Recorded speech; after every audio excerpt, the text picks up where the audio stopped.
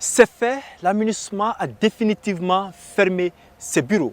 C'est ce lundi que son drapeau a été descendu après avoir passé 10 ans à flotter dans les airs à Bamako et un peu partout au Mali. Ce départ qui a été acté depuis le 30 juin par le Conseil de sécurité des Nations Unies à la demande des autorités de la transition de Bamako se fait finalement et va définitivement prendre fin le 31 décembre prochain. Mais la MINUSMA rétrocède des camps et part en laissant derrière des centaines de personnes qui étaient employées au sein de cette mission, notamment des Maliens. Qu'est-ce qu'il en adviendra? Qu'est-ce qu'il faut faire? Le géopolitologue Baba Alpha Koïna nous donne des pistes de réponse. Aujourd'hui, on sait que la MINUSMA va partir et la liquidation certainement prendrait un temps. On parle d'une année.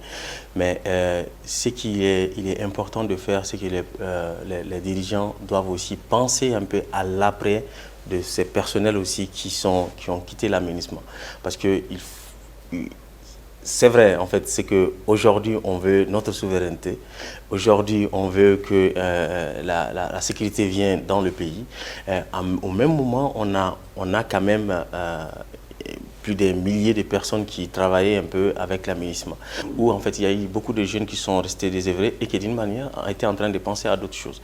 Donc il est quand même important aujourd'hui à ce qu'on puisse voir tous ces personnels qui ont été travaillés avec la MINUSMA, essayer de leur donner un peu de l'espoir un peu dans d'autres choses. Peut-être bien en fait en leur faisant de reconversion. Donc les femmes aujourd'hui vont d'une manière sont en train de récupérer les camps laissés par la MINUSMA. Cela permettrait un peu de prendre des positions stratégiques pour défendre les villes et puis les régions qui ont été délaissées par la MINUSMA.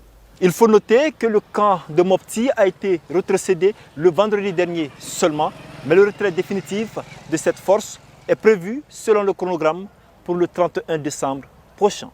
Mohamed Danyoko pour VOA Afrique, Bamako.